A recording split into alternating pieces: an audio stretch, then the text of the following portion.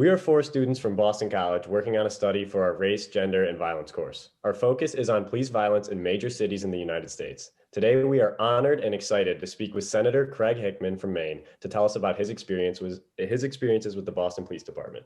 Senator Hickman was born and raised in Madison, Wisconsin before attending Harvard University. Senator Hickman currently lives on his farm in Winthrop, Maine, and recently won the election for Maine State Senator.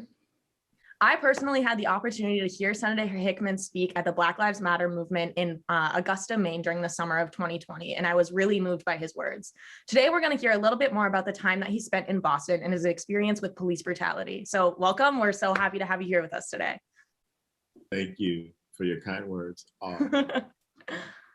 So if it's all right with you, we're going to start off with the questions. So we know that you attended Harvard. Now, did you have any expectations or reservations as a teenager attending a predominantly white institution as a person of color? I didn't think about it that way at all. It was an opportunity of a lifetime. And so my father took the train with me from Milwaukee to Boston, and the rest is history. Yeah, so as we said before, we're studying police brutality in Boston and documenting people's individual stories to kind of raise awareness about racial injustice. And so I had the opportunity to hear you speak, and we were wondering if you could share that story again, the same story that you shared with us at the Black Lives Matter movement. I will do my best. Okay. Today is the 53rd anniversary of the assassination of Martin Luther King Jr., and it also happens to be the first Sunday of the Derek Chauvin trial, which has been extremely, profoundly painful to watch. Makes my bone marrow hurt. And it was obviously that public lynching that caused me to re-experience in some way that Boston experience, which I had not actually repeated or told publicly until that day that you saw it, and haven't actually talked about it much since. And so I'm gonna do my best to just say that it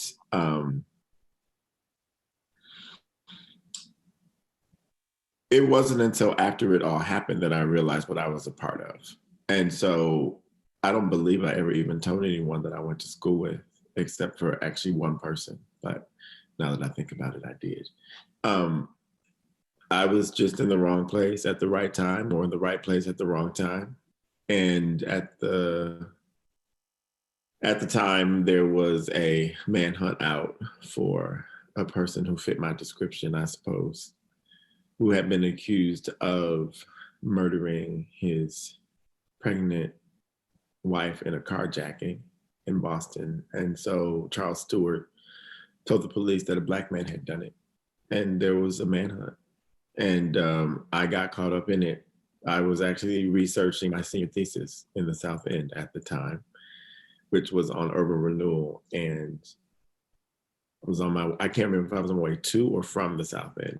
It's a blur, but I was thrown up against a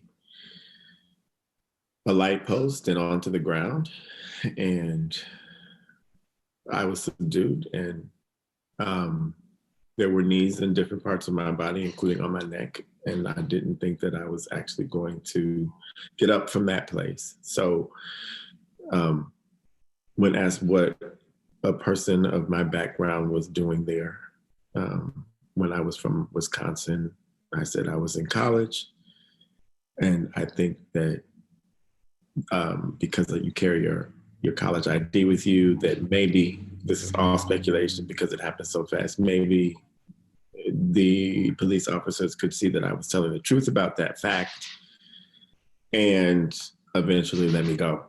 So all of that in my mind stems from profiling. I think that police profiling is an activity that feels like stalking, but it's state-sanctioned stalking of you. It's an ongoing sort of nightmare that never goes away, no matter what you achieve in life. because you can always just be mistaken or seen as a criminal anytime that anybody wants to see you that way. I think that in some ways, the violence that happens at the hands of police is one, for Black people in particular, can be one of the most explicit expressions of structural racism in society. There is a sense that Black bodies are not human bodies. And so I actually say a lot that Black bodies are human bodies, so people understand that that's in a lot of ways what we're dealing with. You know, Black Lives Matter is the catchphrase that we hear. And then it's All Lives Matter seems to be the response to it when people don't necessarily want to embrace that for what we're saying. And so Black bodies are human bodies is actually a more accurate statement of, I think, what needs to be said all the time out loud. Because when you are a chattel property, when you are owned by a group of people, when your progeny is owned by a group of people, that's what chattel slavery was. Plantation owners didn't just own the first generation of slaves, they owned all future generations. It's very clear in a society based on that those bodies are there for property. They're not really human. And after emancipation, and we screwed up Reconstruction so much, I think that with segregation and Jim Crow came this notion that we had to terrorize Black bodies so that the freedom that they had, at least on paper, couldn't actually be realized in society. And so, you know, policing itself was originally constructed in slavery as an institution of slavery to be slave patrols. And so throughout our growing up as Americans and throughout our experiments growing into itself, those kinds of things got transferred into the institution of policing. And it is at least past time that all institutions of policing that are populated by human beings begin to look at themselves in the mirror and try to purge their ranks of those who would use their badge to commit violent acts against people of color, knowing full well that they will likely get away with it. And we see in this Derek Chauvin trial that's in front of us right now, this is the first Sunday of it, I saw something I thought I would never see. And that is police officers testifying against another police officer.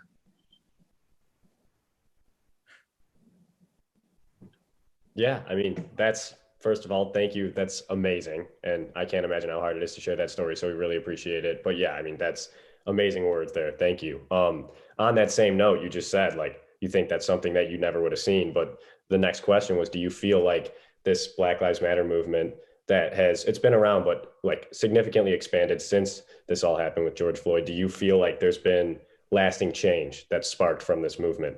And have you seen things that you think are like substantial changes in the right direction that have stemmed from it? I think that there is a potential for substantial change. As with everything in America, there's one action and then there's an equal and opposite reaction.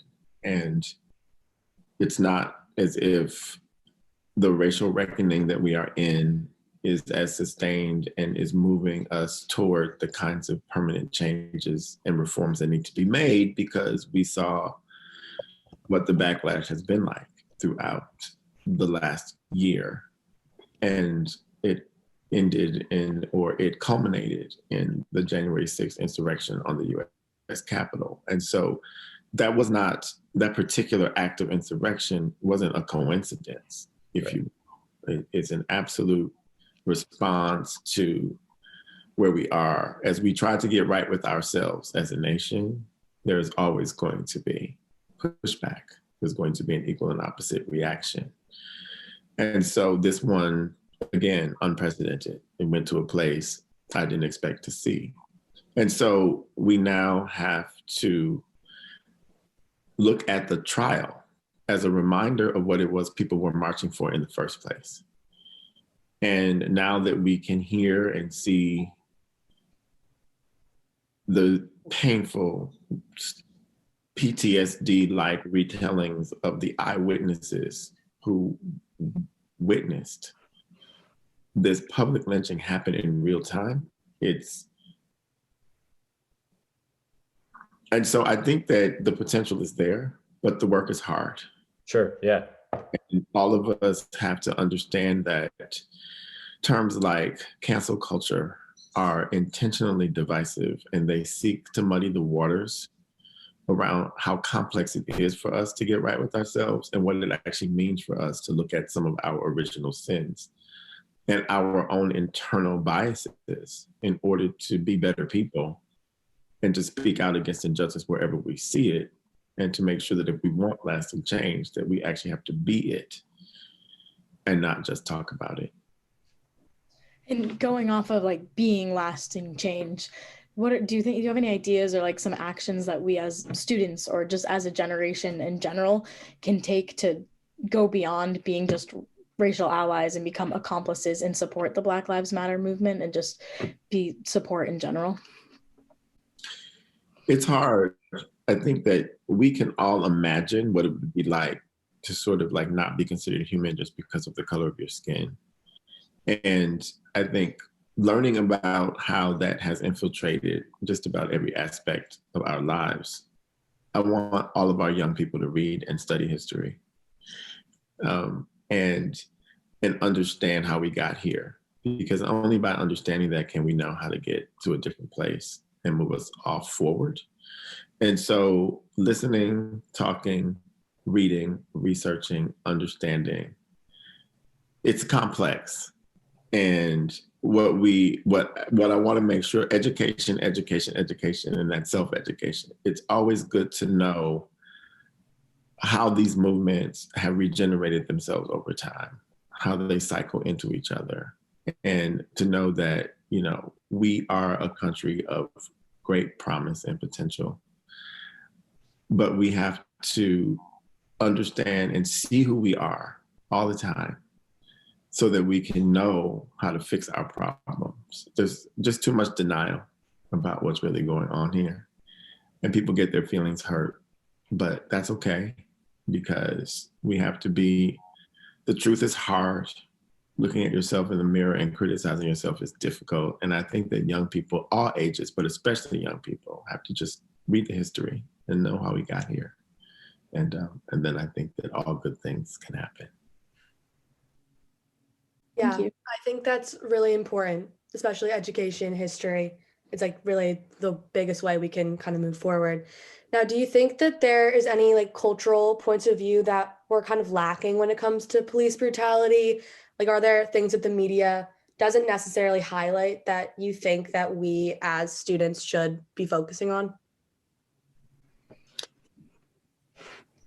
I think that even when you look at this trial, there is a tendency for the media to present a story of people of color that's mostly a criminalizing story. And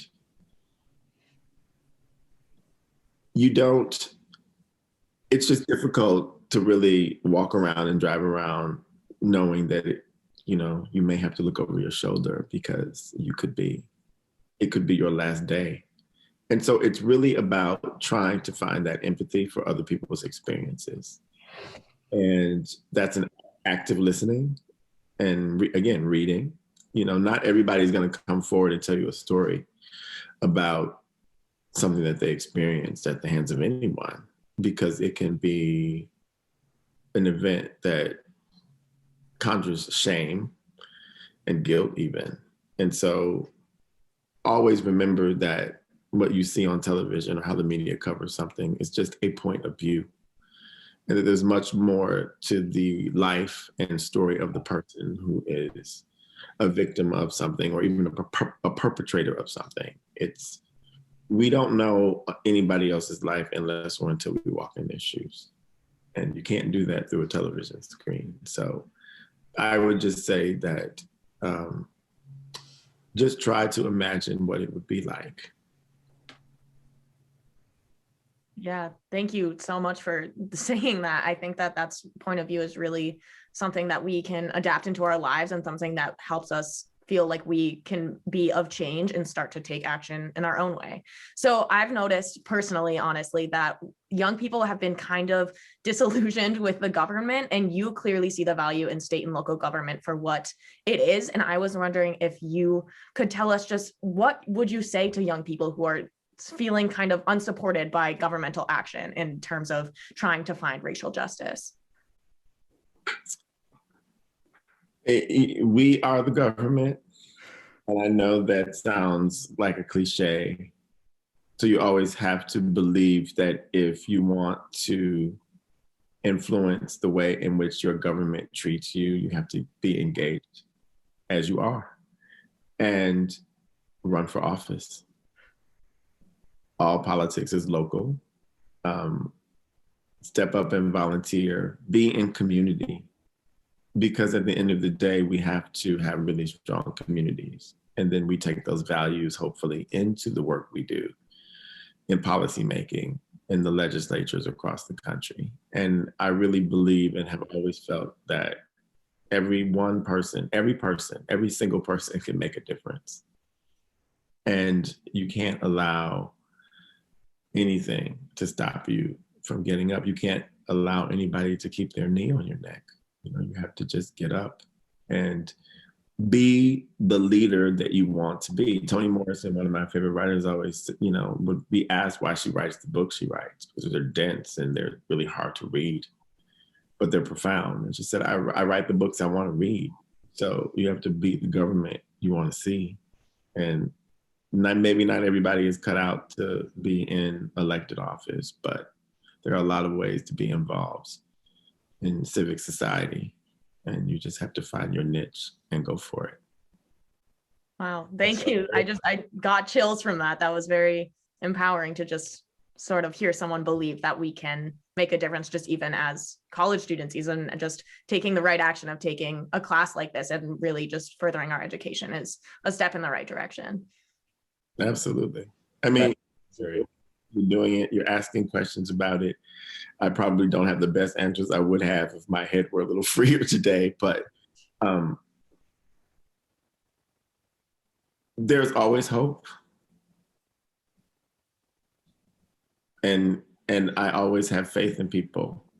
And it is time that we keep faith with one another and not give in to the division and pitting each other against this group versus that group. We're all human beings. And that's not a small thing to say. All bodies are human bodies, including Black bodies.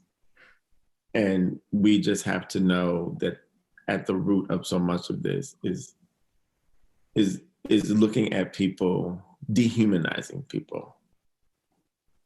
In politics, it happens all the time with advertising. And I just find that atrocious. But it just also happens in our lives where it's very easy to dehumanize another group of people, whether it's people of a political party or people of a background or people of a gender, people of a hair color, people of a weight size, of an age group. It's just always easy to lump folks together and dehumanize them. And we just should not do that. And so I encourage all of you always to see the dignity and worth of every human personality and every person that you know and don't know, especially those you don't. Especially those you don't know.